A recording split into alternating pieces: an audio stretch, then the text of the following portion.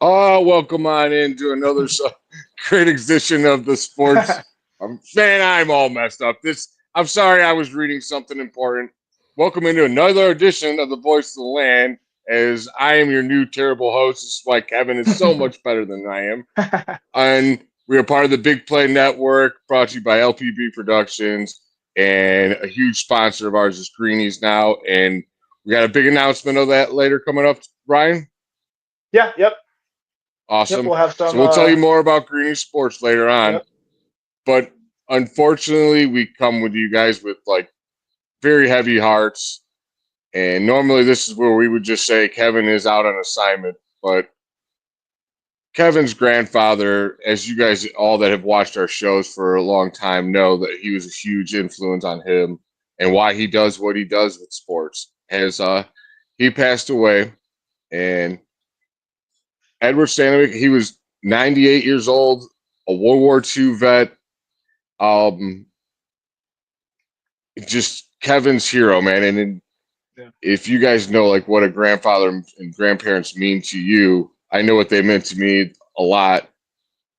I would say in honor of him today or tomorrow, reach out to your grandparents and just talk to them and try to learn something new about them, whatever you can. Just soak up, if you still have time with them, soak up as much as you can because they can go at any time, and it's heartbreaking. And my heart goes out to Kevin and his family, and his his wake is tomorrow. I'm sorry, this is why I was reading earlier. It's Thursday at the McMahon Cohen Venatero Funeral Home at 38001 Euclid Avenue in Willoughby. From they'll be receiving friends and family from 4 to 8. I've retweeted the link for that from Kevin, and if you need any information, it's on our Twitter feed and all that. But we just want to give a moment of silence to a great man. He's a World War II vet. He's 98 years old. That guy has seen more than we'll ever know, man. So to you, Edward.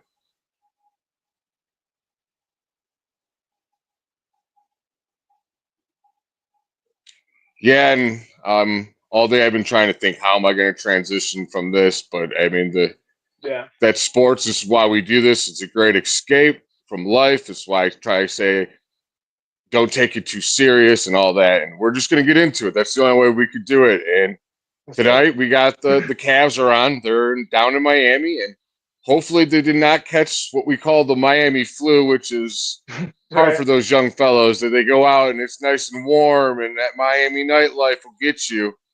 And they're doing pretty good from what I could see. It's in a break. They were up and 26-15 right now into the first quarter.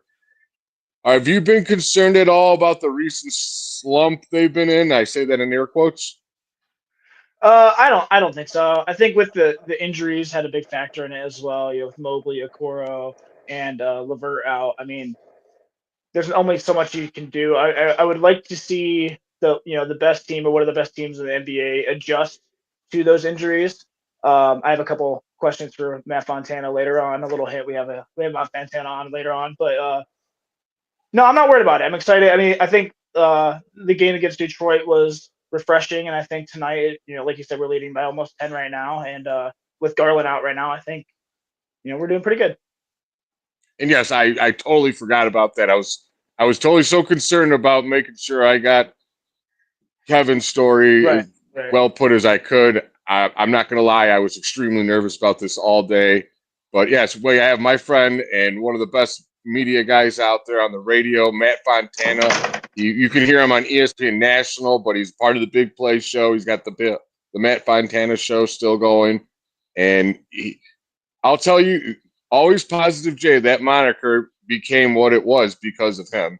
And I'll fill you guys in later on that. But yeah, I can't wait to talk to him about the Cavs, and excited to see that our coach is not afraid to start these young guys. Like Jalen Right. Tyson is starting tonight, and he's, I think, going to do good because, frankly, that guy could be starting or in rotation minutes for a lot of other teams, but there's just no room for him right now. And you hope to see him take advantage of that tonight. Right, and I think just the experience right now, right before the All Star break, is invaluable as well. I mean, for a young guy like that who can go out there and play with some All Star caliber players on his team, I think that that can translate later on in the season when the team might be riddled with a couple of injuries here and there. I mean, I think that the time to get him in is great right now. I totally agree. And so, like you were saying, I'm not worried about them with their skid they're having right now. It's Right. 82 game season. Every team now, when you're at the top, you know what you're getting everyone's A effort. It's hard to give your A effort every 82 games, even though you try. Your body doesn't let you a lot of times. You Right. need rest, like Darius Garland's getting tonight, and they're going to turn around. They're going to adjust. And frankly, I've always said you'll learn more from a loss than you will from a win. And I just hope that they're adjusting and learning from their mistakes now and not in the playoffs, because you don't want to see them peaking right now. You definitely don't Right. want to see it. They peaked super early, and now a little humble pie possibly for them and make them learn from their mistakes. And it's going to, in the long run, I think this is actually going to be good for the team. Totally agree. Definitely. All right.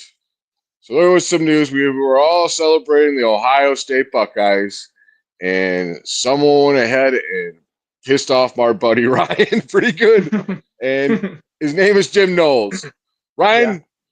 what the hell happened over there? I'm not close to the situation. You're my Ohio State guy. What happened?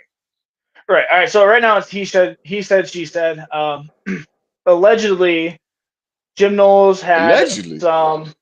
Allegedly, yeah. Jim Knowles had some disagreements with Larry Johnson, the defensive line coach. Has been at Ohio State forever. Historic coach. He coached Bosa. He coached Chase Young. He's been great coach. Yeah, I know who he Um, is. He's like the GOAT of defensive linemen coaches, yeah, from what I he's so hear. good that other teams always tell recruits that he's going to retire, so they'll go to him. But he's been around forever, so he's going to stay around. So they had disagreements. Allegedly, after the Oregon game, or the early one, Ryan Day stepped in and said, "Hey, we need to make some changes," and kind of like threw in his influence and kind of helped take over the defense. And Jim Knowles was upset by that.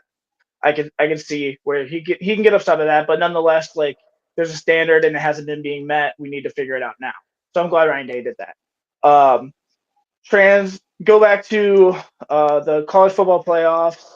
Um, right after we won the national championship, supposedly Knowles reached out to Penn State and said, "Hey, I want to work for you. Um, what can you offer me?" They offered him a ton of money, a 40% raise. Of course, I'm taking that money. Of course, who wouldn't want to take that money? Supposedly, Ohio State didn't want to offer him any more. So yeah, why not take that? I'm not upset with him taking the money. I'm upset a little bit with going to Penn State. I think that's kind of tacky, but nonetheless, like you do you, man. That's money. You can set your family with that for a long time. I'm upset with the fact that he won the national championship. Allegedly, some players said that he's already said that he was going to run it back. He's taking pictures with the players afterwards, like posed up, and everyone's all happy. Supposedly, he ghosted right after that, and then the championship celebration, he didn't show up to that, and then during the championship celebration, his news was announced that he was actually going to be the Penn State defensive coordinator. So I'm upset with the fact that I think he did his players wrong, man. I think that, I mean, yeah, cool, go take the job, but like, don't do it on the day of the celebration when you should be up there with your guys. You help recruit those guys. You help mold those guys. You should celebrate with those guys. And the fact that he didn't celebrate with them, in fact, he was off in Penn State. I think that's trash. I think that's tacky, and I don't respect it. So Yeah, I mean, I'm gonna have to agree with you on that one. If you went in, your players came back from what they did and busted their hump and overcame I don't know how many damn obstacles after that Michigan game to win the national championship, and you don't show up for the celebration, and right. you're kind of trying to almost one up their news by announcing that you're taking this job at Penn State. Yeah, that's kind of lame. I Now, mean, allegedly, I mean, on the other side of it, alleged. I love the word. Sorry, well, I say allegedly. allegedly because I don't know the facts. I mean, Because you I don't have even know if to. the facts will ever It's come actually out. professional as you could be. Right, So right. I just But love the word. he supposedly was not allowed to attend the championship celebration unless he put pen to paper and signed a new contract at the same amount of money. So the fact that Penn State was going to give him a 40% raise, why would you do that? So that's why he didn't attend that. Do I believe it? I don't know. I don't really care. He's gone. I think that we could do better. I agree. That's why when all this came out, I was like, yeah, whatever. I'm not even paying attention. Frankly, well, the only thing that concerned me was there's. Go ahead. Sorry. No, we're Ohio State, and if you like do that to us, we will. It's like you'll purposely one up this dude. Be like, oh, you want to leave us? Watch who we go get, and watch who they go get. I put money on it. They're gonna make a huge splash at defensive coordinator. They're Ohio. Either that or just bring someone who doesn't want to come here. Right. I don't know. The way that Ryan Day was talking about Matt Guerrieri, the safeties coach, he's been a defensive coordinator at Duke, and he was a co-defensive coordinator at Illinois. He's our safeties coach right now, and Ryan Day talked him up like no other at the championship celebration. Yeah, that's the other option. Frankly, they are Ohio State, and I always said they're like or a shark's mouth, like with teeth. Really like. You knock one out, and boom, one's ready to pop right in and ready to go. So I mean, I ain't too worried about it. So I don't blame Jim Knowles. I don't blame him. I just think the way he went out was tacky. If that's the way he did, I can't confirm that, so I say it. Yeah. Well, see you later, buddy. It's like we'll see you when you see it. Good luck at Penn State and dealing with James Franklin because that just sounds like a massive headache. Yeah, I don't know. When it's just that much money, I guess me personally, I'm just going to stay where I want to and where the better situation is. But hey, man, good luck at Penn State, and you're probably going to lose to us next year, but you made $2 million more, so whatever. Right. But yeah, what do you think, man? So draft's coming up. Actually, I have a question real quick. All right, so I saw that LeBron jokingly tweeted out and said, "Hey, can anyone check for me if I have eligibility to actually play college football?" And then Ryan Day retweeted that and said, "Hey, man, no, like you can be on our team. I'll give you NIL. I'll give you a scholarship. You just let me know." At 40 years old, say LeBron James decided to retire after this year, 41, and go play college football, do you think he would be an effective receiver or probably not defensive end, but probably receiver or tight end in college football at 41 years old? I actually think the dude would dominate those kids. Honest to God. He's so physically gifted still. Like, he's more physically gifted than those young guys, man. I don't put anything past that, man. He's a freak of nature. How long he could do it? No, I'm going to interject here because if you've seen him flop on the court, there's no way he's catching a ball and getting a hit from a 250-pound linebacker. Sure. There's no way. I know he's big. He's huge, flopping in the NFL or in college football is not going to draw penalties. No. He's 40. I don't know, man. I think he could put up 1,000 yards and 10 touchdowns. At the same time, I watched that dude drive and take on entire teams and just abuse them far more than they abused him going to the hole. Like, he's 260 pounds. He is so fast still. I'm with Peter. I don't think realistically. I think it's fun to talk about. I mean, I think that he could get here and there. This is fun to talk about. Sure. It's not going to happen. That's for damn sure. But could you imagine? Oh my gosh. He would have to be situational, probably like goal line and stuff like that. But yeah, I think he could play. And when he was out there, I think he could make a huge difference. But that's like, it's all hypothetical. No one's right or wrong in this situation. Right. I want to see it though. It would be must see me too. TV. That would be amazing. Can you imagine the NIL package for LeBron James? Hey, do you ever watch him play at St. Vincent? I've seen film of it. I never saw it actually live or anything. But yeah, he's a beast. He was a really good defensive end. He was a really good receiver. I think he could have definitely picked or choose his path to destiny. So the only thing I can't see that dude doing is like playing baseball because he can't hit a baseball. I think Nike made sure that when he went to our batting practice that they like got rid of all the footage of him hitting baseball because I don't think he hit any of them. Yeah, word on the street is LeBron can't play baseball. Football, on the other hand, what do you think, Peter? Could you get out there and play one game of football? God, no.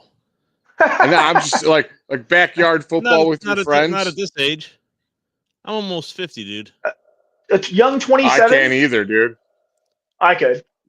Ryan, you would. You'd go out there and rock some fools, dude. Yeah. I would If I was I still love in my do to. rec 20s, league basketball. If I was in my 20s, yeah. 50, no. I couldn't even go play in a turkey bowl anymore if anyone invited me. I'd be like, yeah, it Let's not sounds get into great. And turkey then I bowl. would start, separated my shoulder.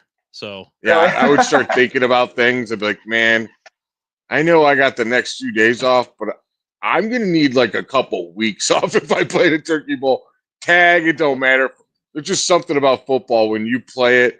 You don't even need to play contact, and you are sore everywhere for a week. Right. But Ryan, you're still in shape and young. I am not quite 33. Peter's age, but that's still Not too young. young. I would have still played at 33. 7 years from now is a long time, dude. But yeah, I don't think he's going to play, but I would love to see it. No. Now, be I was going to cool. ask you about, we got the draft finally coming up. I'm starting to warm up to talking about Browns again. I'm not quite as angry at them as I once was.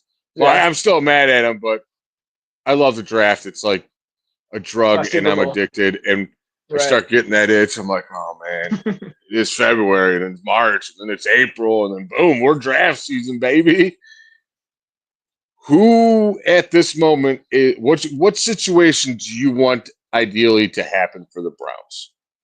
At pick number 2, or Well, no, anything. How do you want it to play out in the first round for you?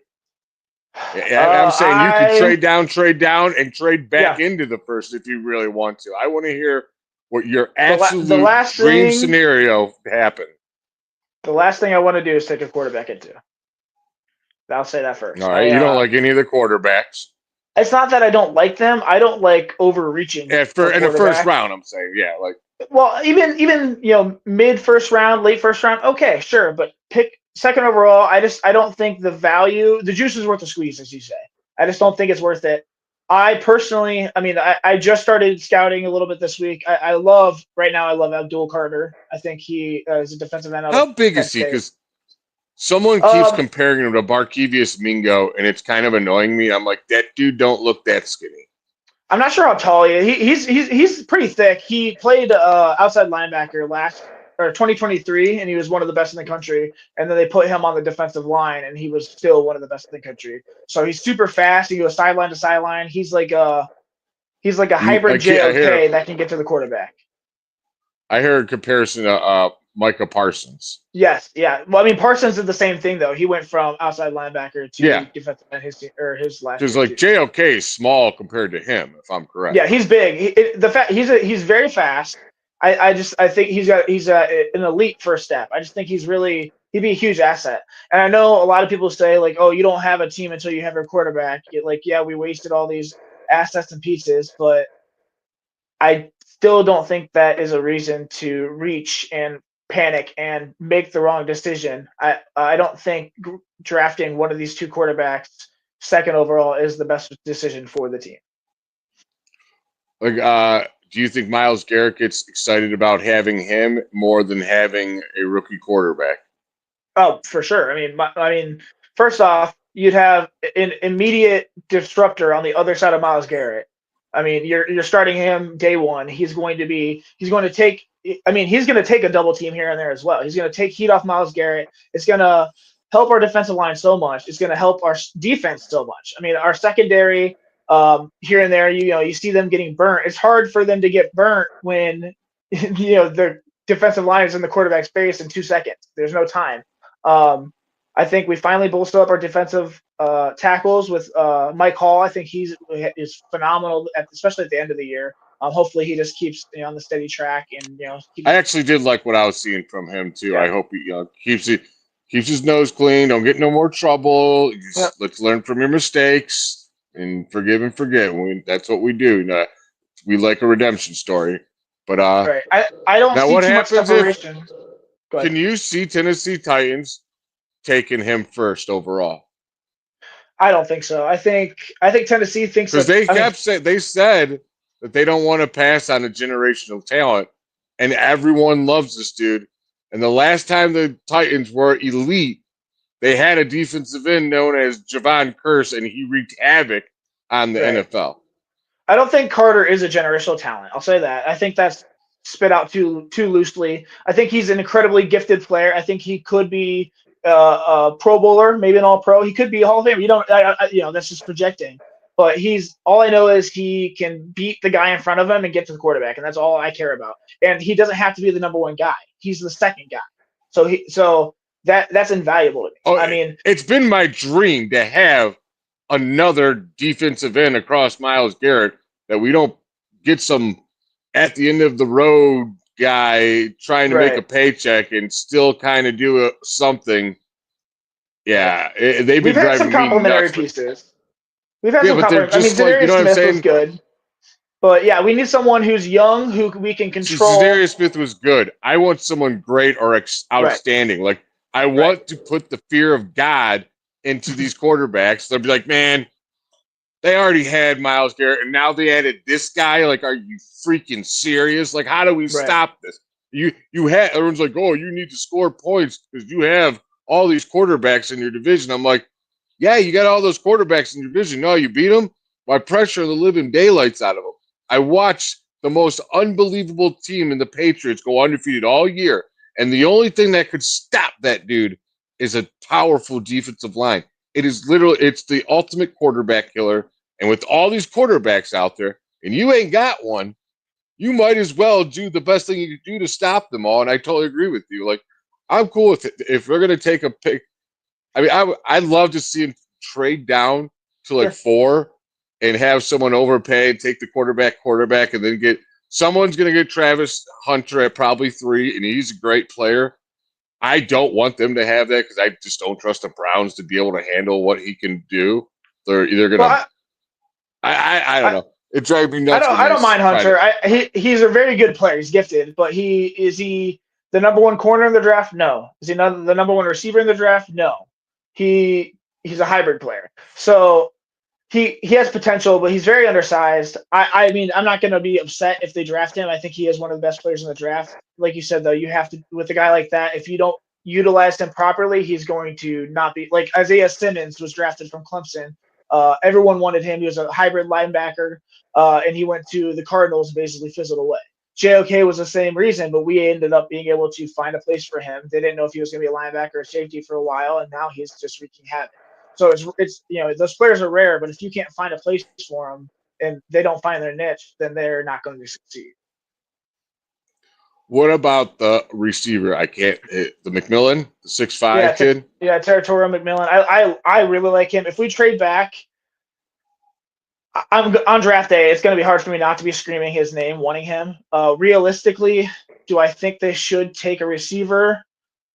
In the first round, 5th, 6th, whatever overall. Probably not, but I do think it's a need. I think that Jerry Jeudy is not a number 1 receiver. He's a great compliment and great number 2.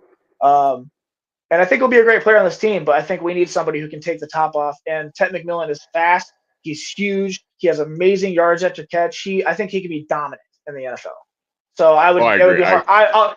Him, Mason Graham is another guy, the defensive tackle out of Michigan. He's such an animal. Such an animal. He's a state champion in wrestling. He's just one of those guys who will freaking maul you.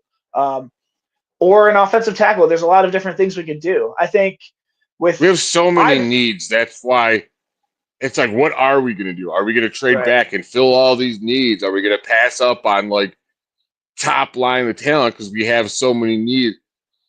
Oh my God, I can't wait for this draft because there's just so many possibilities, and this might be the most fun mock draft season we've ever had in our entire lives.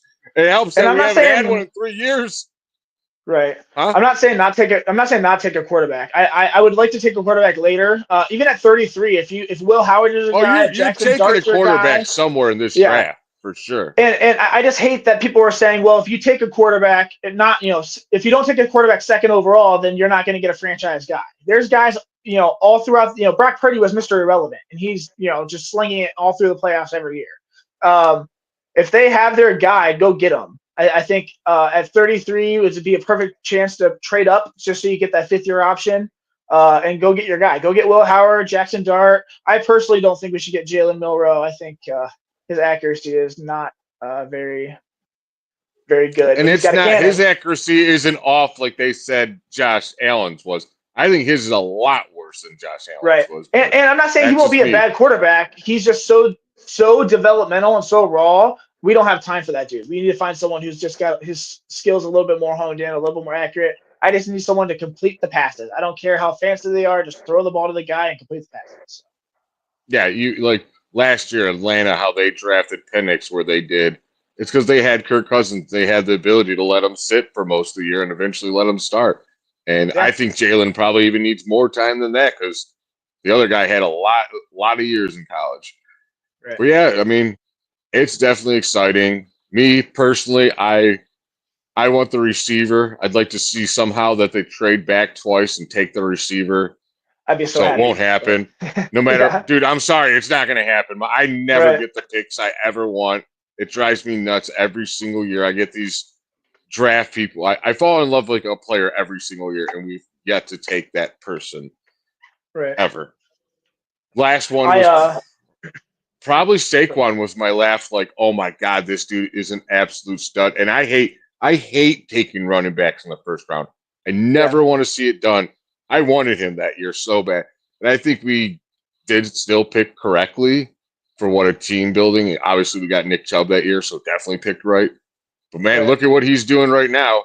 He's proven to the NFL that guess what, guys? Running backs do matter. When everyone built their defenses to stop all these fast slot receivers and they built smaller defenses that were built for speed. Now teams are like, you know what? We're going to build the offensive line huge and we're going to run the ball and just beat you up. And look at all the running backs that are left in the playoffs. They're all pretty good, if I'm correct. And the rookie class is probably one of the best I've ever seen. I'm not kidding you. There's 30 draftable running backs this Oh, draft. I know. It's insane. And most of them are going to go second, third round. So who would you like to see us take outside of the Ohio State guys? Because that's who sure. I would love to see. Trevion Henderson. I think he's a home run hitter. I think he also has health issues, and that's a massive problem when you're playing running back. But let's take the homerism out. No Ohio State guys, because everyone and their mother wants in their homemade mock drafts are taking Trevion Henderson or the other guy. So yeah, everyone wants Ashton JT. He's the running back who almost won the Heisman out of Boise State. He will go. I think he'll go in the first round. I think he'll go top 15. So you saying you hate first round running backs? Just get ready. He's going to go. They happen every year. He might be worth that though. Honestly, he might be. Yeah, worth we'll see. Like he's very good. I think the right system will do him well. I think him with the Cowboys would be a home run hit. Maybe the Chargers as well. Other running backs I love, Omarion Hampton out of North Carolina. Dude is a stud. He's big. He is fast. He just can. I think if JT wasn't in this draft, this guy would be probably the first running back off the board, probably the first dynasty draft off the board. This guy named Caleb Johnson out of Iowa. He was Iowa's offense. There's nobody else on the team who did anything this year. This guy was just the bell cow horse. He was like Quinshon Judkins at Ole Miss, but like Quinshon Judkins at Ole Miss, I think he ran like almost 400 times in 2 years, something crazy. He basically that, and he was very successful. And then another guy who was actually at the Senior Bowl, Devin Neal out of Kansas. He was kind of my sleeper, but I don't think he's going to be much of a sleeper anymore because he's really good and he's showing up and showing out in the Senior Bowl. But all those guys, I think, will be second round picks for sure. So, what about the guy everyone fell in love with? Is it Cam Scadaboosh, or how do you say his name? Yeah, it's Cam Scadaboo. I like Cam. I think the dude just runs like he is going to kill somebody. He's like no one's going to. He reminds me of a more athletic Mike Allstott a lot. Yeah. Well, that's a huge compliment. Oh yeah, I love Mike Allstott. He's like one of my all-time favorite players. And like he's not tall. I think he's like 5'9", 5'10", but he can catch out of the backfield and he is going to run through you. I think I don't think he will test super great. He's not super fast. He runs like a 4.6 40. So depending on how he's another pocket Hercules. Yeah. So I think his game will translate well in the NFL, but I think he'll probably be like a fourth round pick. But with the depth of the running backs, like you're going to find guys in the 6th, 7th round who will compete for jobs. Guess what? There's going to be an undrafted running back that is going to make a massive impact probably next year. Happens all the time. It's it's running back, man. Like I said, you'll get the Saquon Barkley here and there in a draft that they're worth those high picks, I think, but very rarely most of the time you'll get guys second, third, fourth, fifth, sixth round that are awesome. They're all over the league right now. And plus, everyone's going to the multiple back system now. They don't want to wear their players down before the playoffs, and I mean, it makes sense too with extending, to 17, probably 18 games here soon, and then the playoffs. Like, it's a long season. I know it's not like baseball season or even basketball season, but like it's a hard sport, and you're doing it all week, every week with big games. Like, I get it. I think that with the position, there's so many guys that are proven that can just step in and play well, and that it kind of devalues the position. But like you said with Saquon's like, hey man, like, I'm making my money and I'm proving you why I am. I think that even with Saquon doing that, like the draft this year and maybe future drafts, it is still going to devalue the position because there are just so many guys who can play the position. And pause an that thought, way. my friend, because our guest and friend of mine, friend of the show, first time on, Matt Fontana. Welcome on in, my man. I appreciate you guys. How are you? Well, man. I'm great now that you're here with us. How are you tonight? I'm good. Cavs are up by 18. Got a little parlay cooking, so we're all right. Max Struess did 1 more 3 here, all right? Heck yeah. 1 more 3 from Max Struess? All right. We'll get that going. Yeah, he's got to have to go, but the problem is if they're going to be up by 20, then I'm assuming he might not play the fourth quarter, so we're going to have to get that.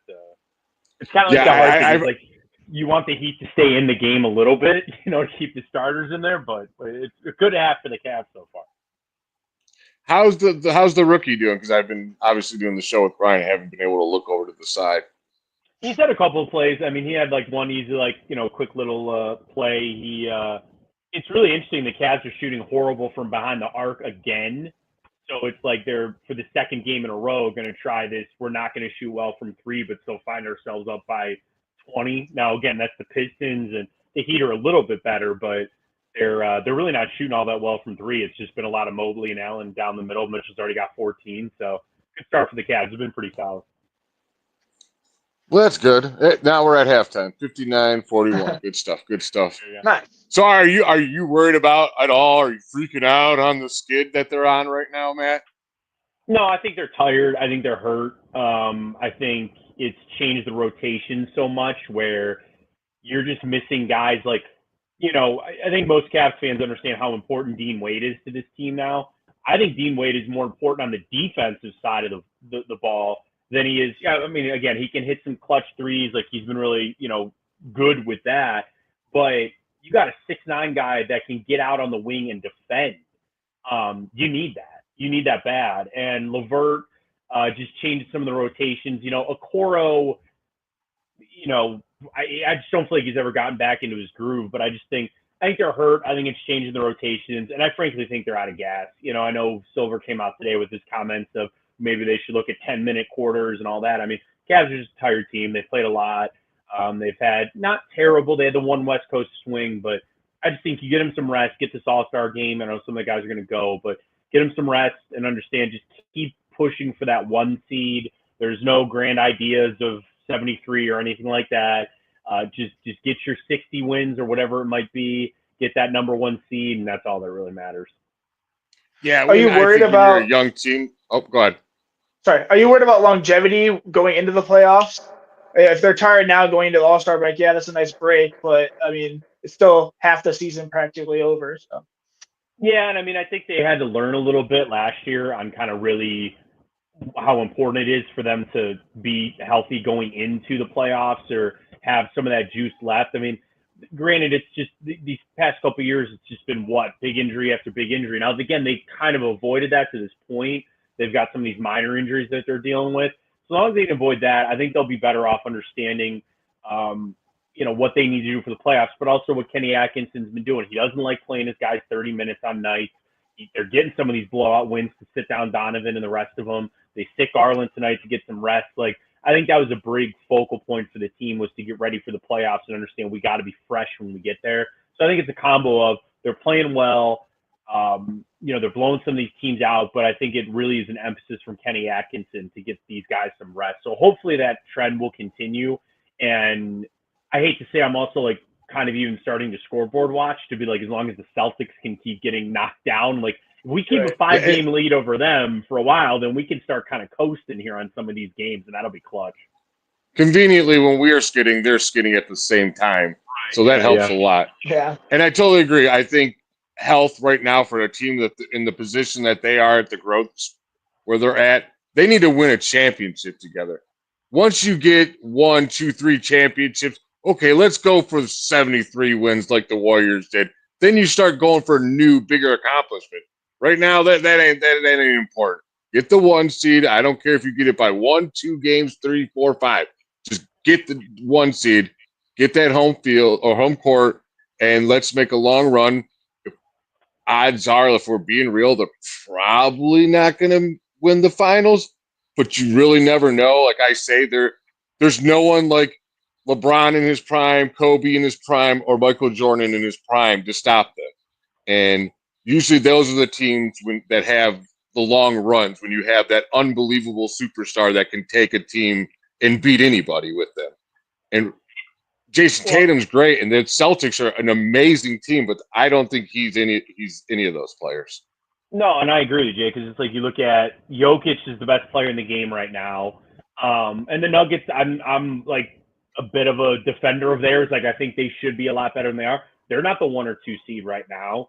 Shai is amazing, but he's got a lot of pieces. They're on a Holmgren's out, stuff like that. So I mean, yeah, those one player just get on my back and I'm going to take you. I know the Lakers have turned things around a little bit recently too, but yeah, it's just not the same as it was anymore. And that's, I saw a good tweet from somebody today. I think Justin Rowan retweeted it. Justin does, covers the Cavs, and he's part of their media outlet. But anyway, and the whole point was how fans can kind of complain about how teams are built in the NBA and how everybody thinks that they have a blueprint, but it is ever changing and every team is so different. And the Cavs the last 4 years are probably a prime example of people were complaining and moaning. I'm going to say I was probably one of them too. Like, is Jarrett Allen and Evan Mobley going to work and all this other stuff, when there's so many different ways you can build a championship level team. You could do it the Celtics way where you paid everybody and they're not going to be able to do that in 2 years, and they're going to have really hard decisions to be had. They're getting sold because they can't pay their payroll coming up, and the luxury tax is going to be so insane. But yeah, the Cavs have built it. And I also pump the brakes and say they haven't won anything yet. So they could put this team together. They could be the number 1 seed. They get bounced in the second round, then I'm going to say the season's been a failure. And I'm going to be upset by it. So again, I like what I see. I like how it's been built, but they still got a long way to go. Yeah, I think that's a huge. Go ahead. You turn. No, you. No, go. I think that's a huge testament to Kenny Atkinson as well. I think has really been the missing puzzle piece and the glue that really is. Like you said, we didn't know if Mobley and Allen were going to work. A lot of people were questioning Darius Garland last year, and look at the turnaround he's had. I think next or tomorrow, I think we'll find out that he's going to be like an All-Star reserve again. He'll be his second time in the All-Star. Atkinson has proved coaching matters in the NBA. Right. And I'm not dogging on JB. I think JB has done a great job. I think he's doing a great job over in Detroit right now. But I think he's been invaluable to this team. Yeah, I mean, I think it's more about the culture that they set, what they plan on doing. But you heard a lot of people talk about it like they came into this season with a plan. And again, it's not the dog on JB. You had to change a lot of things because so many guys got hurt. But Atkinson came in and said, Evan Mobley, this is what we need you to do. Darius Garland, this is what we need you to do. Donovan Mitchell, here's a new role for you, taking kind of a step back. And when you have that, guys can prepare for that. And guys know exactly what they're supposed to be doing, and they can really kind of fall into the roles that they need them to. Now, again, one injury can change everything, and it can, give you a massive upheaval on that. But, yeah, I think the big change with Atkinson, he's got a plan, it's executing, and nobody would have ever thought that this was going to turn out the way that it has so far with this team, let alone starting with the, the streak that they were on to start the season, all that kind of stuff. But it's just been crazy to see that the plan that Kenny Atkinson brought in, it's just working to perfection right now. I'm over here just kind of laughing to myself in my head. I'm talking basketball with 2 former high school wrestlers Your guys' coaches are probably so Nice. mad at you right now. I got cut from the 7th grade basketball team, and I never looked back. Like my dad picked me up. I tried out, and I played rec, basketball, and I was tall, so like, I had an advantage over everybody else, but I could do nothing else. I couldn't shoot, I couldn't dribble, I couldn't do anything. So I go to tryouts, thinking I actually had a legit chance to make the team. I had no prayer ever, and I got cut. And my dad picks me up, and I'm just crying in the car.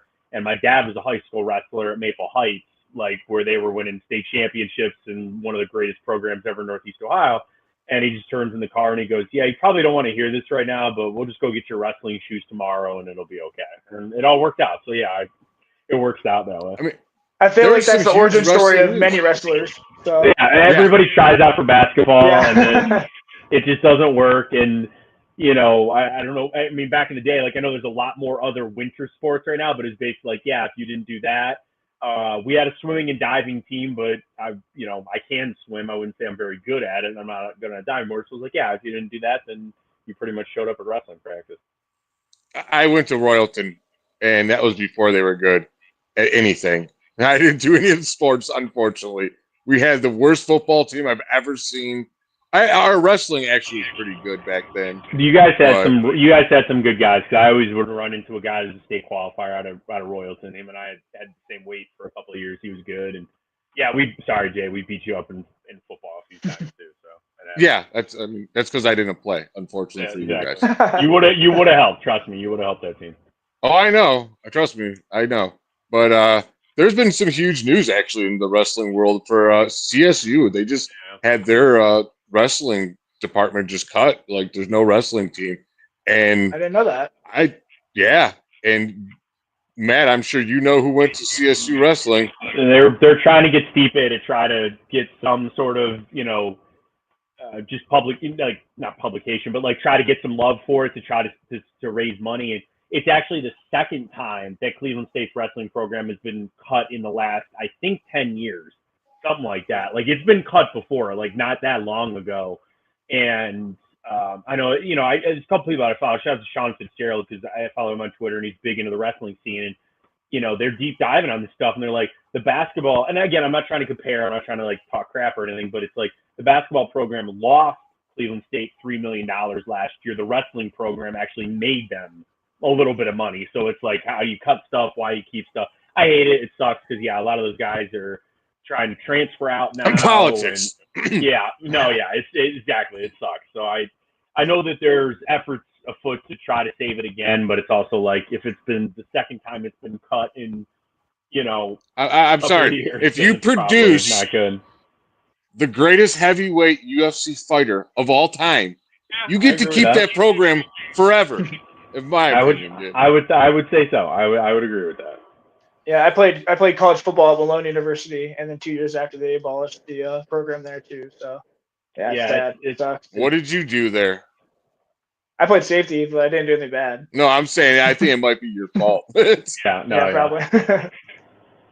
But we were talking draft earlier with Ryan and stuff. Real quick. Oh, go ahead. Wrestling this Friday, Penn State versus Iowa. You following college wrestling at all? Number 1 versus number 2? Yeah, Dude, yeah. No, I'm so pumped. I mean, we are the voice of land. We talk it all. Yeah, so I'm really excited. I was bummed that Ohio State didn't go the way I was kind of hoping for. Yeah. There were some big matches. Like, there were some big wins. I know Buzakis didn't go. Davino got a really nice win, but I was sitting there and I was trying to, do the math, and I was like, they got the majors they were looking for. It was just a couple of those swing matches. Yeah, I think the last 3 there.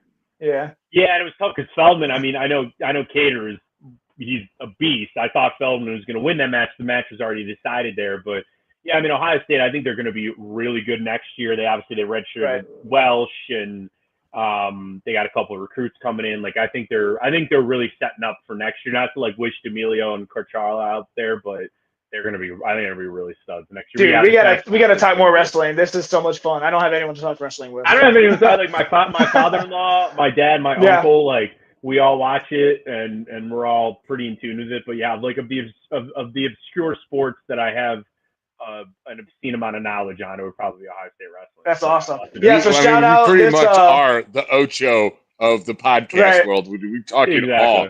Yeah. So I mean, what are you anyone gonna who's do? interested in watching some wrestling this Friday, I think 4 o'clock, Iowa versus Penn State, number 1 versus number 2.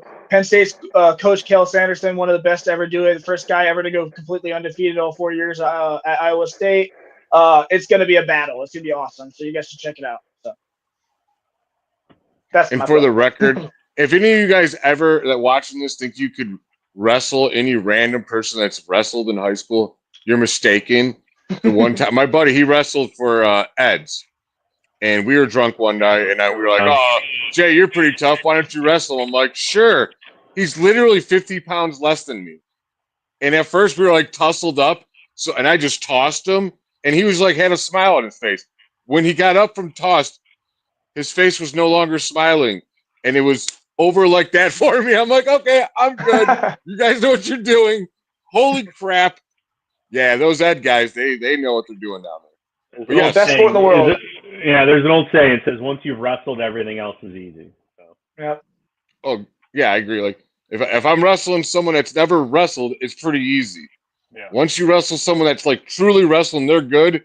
It's not easy, not at all. Even if they weigh a way less than you, like it's so hard, dude. You just every move I have, you're like a damn counter. I'm like, man, what the hell? Get the hell out of here. What are you doing? But yeah, I'm done with the wrestling talk because I got nothing else to say about that. You guys can talk all you want another time. We got to talk some draft here where everyone Yeah, let's do it. Cleveland really wants to hear about. And I asked Ryan the same question. What is your dream scenario for this draft? Like trade down, get a guy, maybe even trade back into the first, whatever you want, Matt. What is your absolute dream scenario for the draft this year?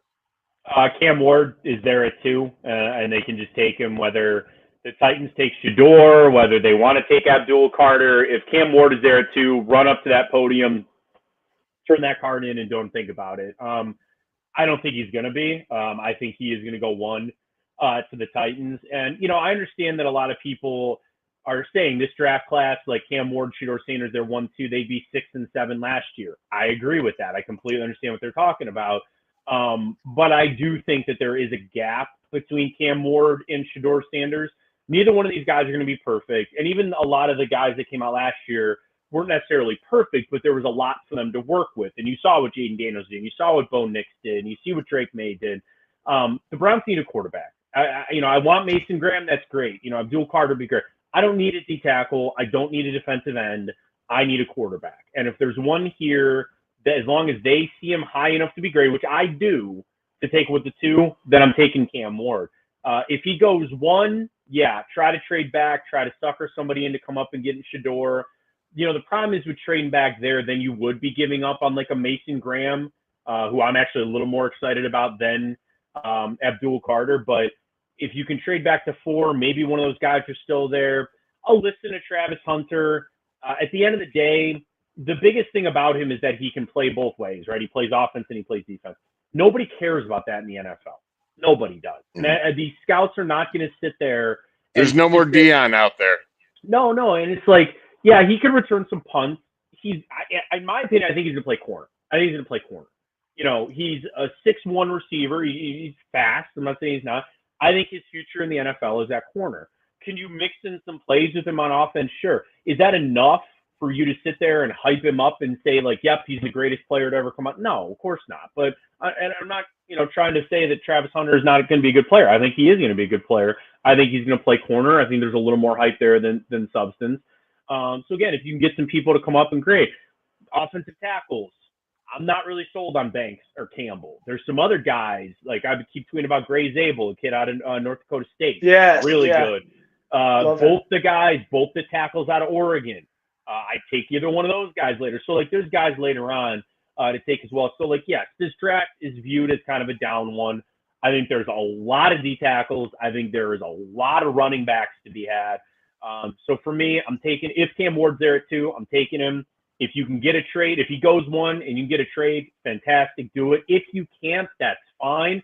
And the one thing the Browns cannot do, and I don't think they will, Jay, you mentioned it, I think it'll be a cold day in hell that they trade back up into the first round because they cannot give up their first pick next year. if next year's draft is supposed I to mean, be they have better, the 33 pick. You'd only Right. have to move one spot. sure. And I guess if you wanted to give them a one of your compensatory threes and move up, like, okay, I'll give that. Like, I kind of had the vision of like you move up to 15 or something. Okay, you're right. You can No, totally I'm move to, talking like late in the first. If you you want to move don't up get the 5 quarterback, spots. let's say you trade down, you take the McMillan 6'5" receiver. Sure, Tad McMillan. 28's Sure, around, and that Jalen Dart, dude, whatever the hell his name is, Jackson Milrow. Yeah, Jackson Dart or Jalen Milrow. Milrow. I'm gonna got them all mixed up. Yeah. Any of those guys are available, and you trade back to like 22, or not 22, 28, 29, 30-ish. It's not going to cost Just so for the much. fifth round or fifth year option there. That would. Yeah, it does. I mean, there's GMs that would tell you don't ever trade up in a bad draft, though. You know, they really don't see it this way. Now, again, here I'm making Lamar this out Jackson to be, is what I hate. What they did, that drove me nuts, and Yeah. they That was a good nailed draft it. though. Yeah, and there are drafts that, 2014, you still found good players, right? Even though it was Barkevius Mingo and Eric Fisher and all that other stuff, like there's still good players to be found.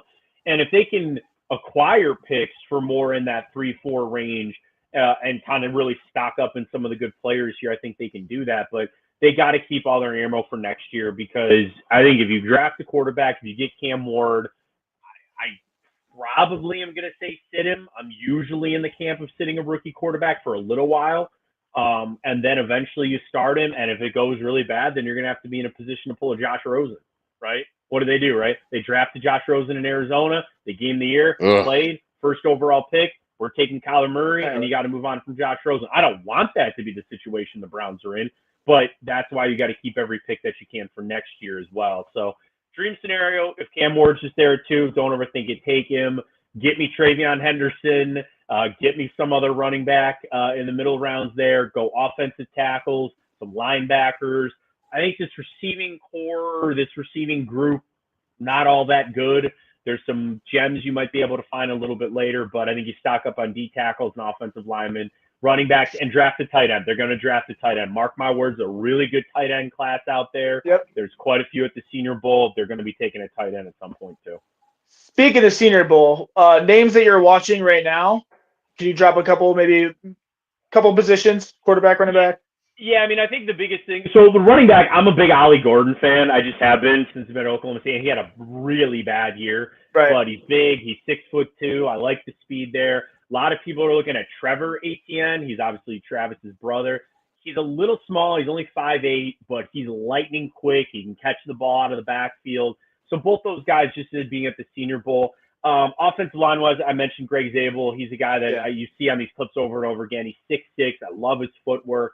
I really like both the tackles from Oregon, but Josh Connerly's another one that has been continuing to keep rising up, as they go. Pass rushers, it's hard to not watch Shamir Stewart out of Texas A&M. I mean, he's tall. He's 281 pounds. He only had the sack and a half last year, but he's got all the physical tools that you see. Everybody's talking about Green out of Marshall. Green, yeah. He's bulldozing guys right now. 17 sacks. Crazy. Yeah. So I think that's at this point. And then with the quarterbacks, obviously, you're looking at Jackson Dart. You're looking at Jalen Milrow, who has struggled, as we've kind of all seen with some of the things there. A receiver I tweeted about, Pat Bryant. He's out of Illinois. He had a really big season. They had 18 yards per catch, 10 touchdowns, a little over 900 yards. But he's 6'3", he's tall. He's a guy that I think the Browns are actually missing. Is like Jerry Jeudy's a big body guy. Depending on what they do with some of these other guys, I think Cedric Tillman still got a spot. I wouldn't mind having like a 6'3", 6'4" kind of guy out there. So he's somebody that I watch. But yeah, just watching the Senior Bowl, it's a lot of fun just to see the intricacies of the game and how they do it. But I always tell people too, because they see the bad throws from Jalen Milrow and they're freaking, oh man, he's bad at this, he's bad at that. These guys are nervous as hell. It's a controlled practice environment. Some guys are maybe not thrive in that. I mean, listen, at this point, and Daryl Ryder had this tweet, and I agree with Daryl 100% for 92.3. He goes, 90% of the GM's job is done. 90% of their scouting, their belief system is set. What they do now at the Senior Bowl, Shrine Bowl, at the Combine, in the interviews, they just want their confirmation bias. They just want to confirm what they already saw about this player, whether it's on tape or what they've heard about from everyone else. They just want to get that confirmation on that player before they go ahead and turn that card in. coming up at the draft. So yeah, Senior Bowl is certainly important. I think it's noteworthy, as a lot of people have talked about Kevin Stefanski being there for the first time. As head coach of the Browns, he wants to see these guys up front. In person, I should say. It's Tommy Rees thing to Jalen Milroe. I don't buy that. Just as much as anybody would sit there and say, well, he knows everything about Jalen Milroe, it doesn't mean he likes Jalen Milroe. He could know every bad That means he thing knows about Jalen everything Milroe. about Jalen Milroe. He literally knows everything about Jalen Milroe. There is to know. So he could do one of the things. He sit down with Kevin Stefanski and go, hey, man, we can work with this dude, and we can fix this, fix that. Or he could sit down with him and go, absolutely not. Like, no. Like, we made up for this and out. Like, I don't know. You never know. But I just think it's interesting to see those guys down there. Like, Dylan Gabriel, I saw the thing today. Like, he allegedly threw a football 80 miles an hour. I don't know if that, like, is actually been confirmed at all. But, like, his arm strength, all that. You want to just see that stuff in person, down there at the Senior Bowl. So, like, I've enjoyed it. I'm a football junkie, so I'd watch these guys practice any day of the week. But yes, I've listened to you long enough, Matt. I know you will watch the entire scouting combine. I'll watch the entire combine. I would stand out at training camp, and Tony Grossi and Tony would make fun of me all the time, and he'd be like, "You like this?" And I'm like, "Absolutely." There's two sports I could watch pros practice all day and never get bored: football and golf. I could watch the pros on the driving range all day and be completely entertained. So football practice is right up my alley. I oddly know way too much about you, Matt. I've never hung out with you outside of a studio, and I know like your whole damn life. I feel like hey, what's your favorite movie?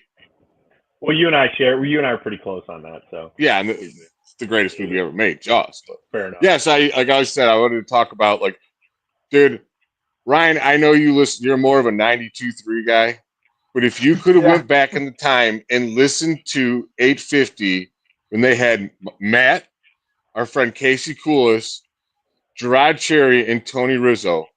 It was the greatest radio show of all time. Seriously, what, 40% of the time you guys didn't even talk sports, did you? No, we had a lot. I mean, it was. This is the heyday of the Browns' doom. Like, we had nothing good to talk about. Yeah, that was like 20.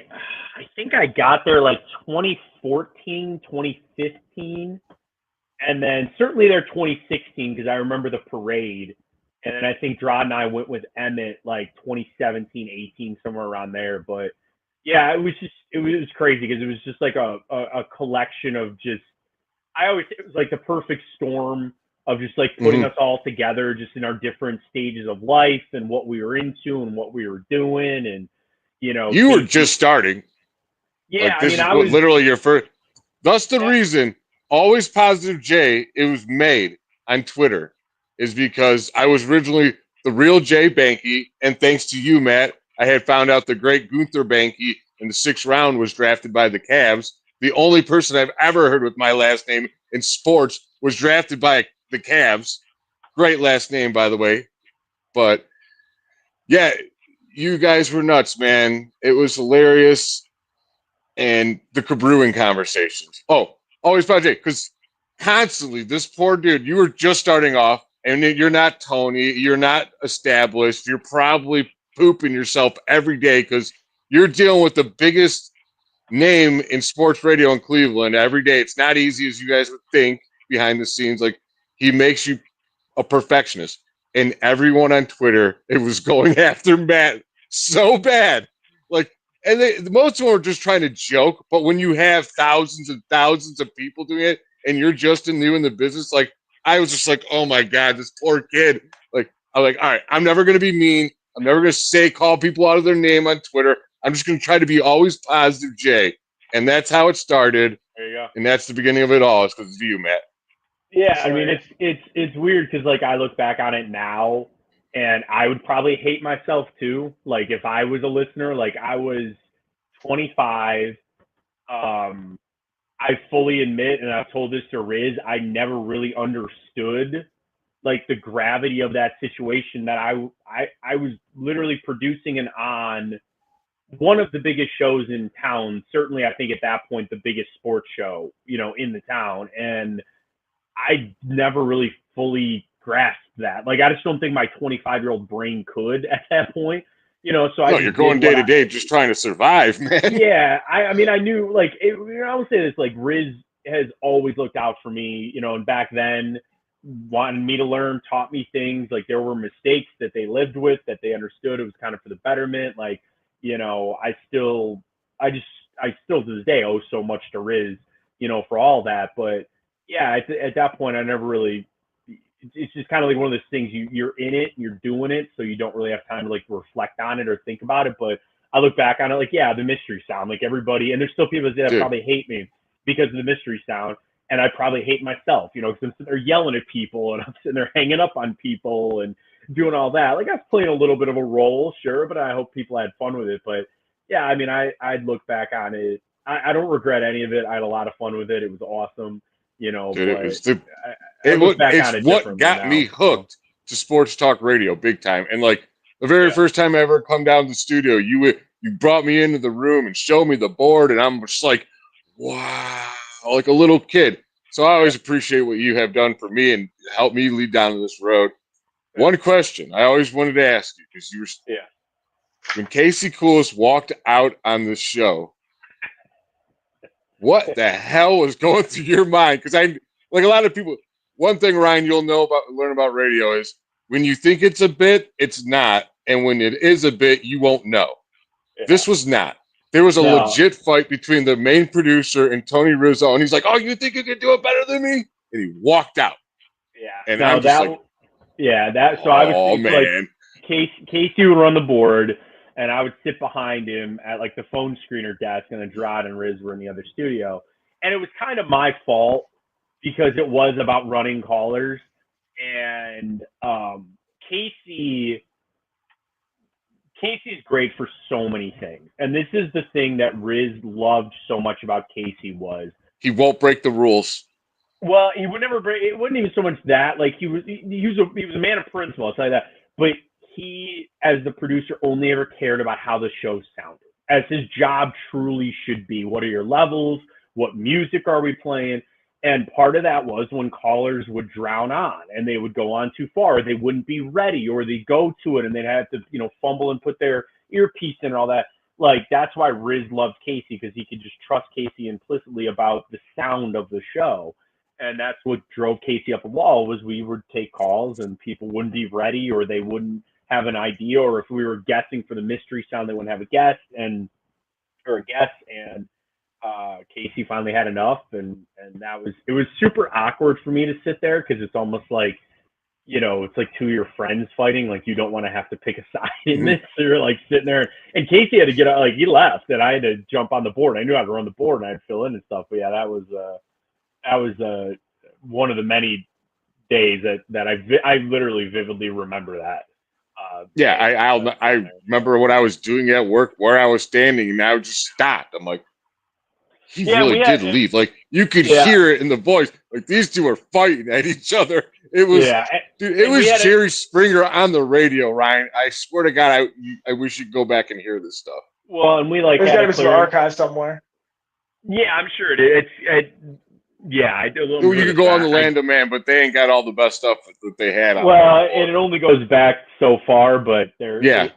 Dude, there was a whole episode, Ryan, of him, Matt, explaining what brewing on the Mohican River was. Yeah, that was a fun day. And then all that stuff. I'll tell you this: it exists. Yes, it exists. That's all I'm gonna say. I don't have it, but I know where it is. So it's just like the Mason Rudolph tape. So exactly, it's somewhere. Yeah, it's somewhere out there. Somewhere. So yeah. Well, Matt, thank you so much for coming on. I told you you're going to end up closing the show out with us. You graced us with your time, pretty much filling in for Kevin, who unfortunately, again, he lost his grandfather, and get thoughts and prayers out to him and his family. But that is the end of our show. Thank you all for tuning in. You can catch us again next week, every Wednesday at 8 o'clock. I'm your host, Always Positive J. For my other host, Ryan Mosser, and Matt Fontana, and our producer extraordinaire, Peter Tullup. Thank you all so much for tuning in. And as I always say, don't talk about it, be about it. Go check out Penn State versus Iowa Friday at 4 on Big Ten Network. Until we see you when we see you. Later.